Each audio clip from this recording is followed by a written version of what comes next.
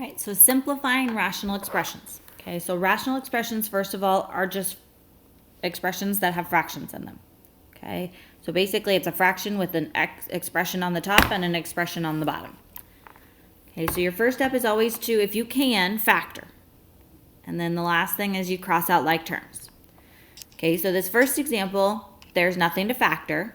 Okay, so then you start crossing things out. What goes in, think to yourself, what goes into both 3 and 9? Well, 3 goes into both of those. So that becomes a 1, that becomes a 3. Okay, so if you think about this, x cubed is x times x times x. And x squared is x times x. So they have for sure 2 in common. Okay, so I'm left with an x on the top. So 1x over 3. Okay, the other way you can do it is there are 3 here, 2 here, so you can cross out the 2 here, make that a 1.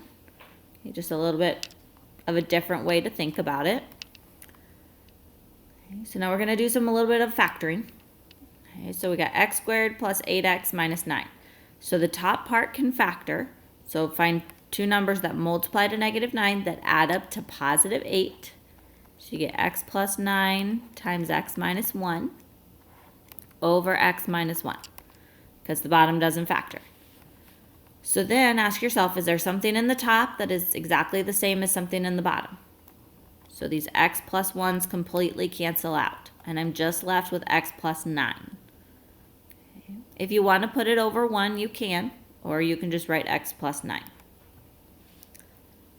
Okay, next one, same thing. This time we're actually going to factor both the top and the bottom.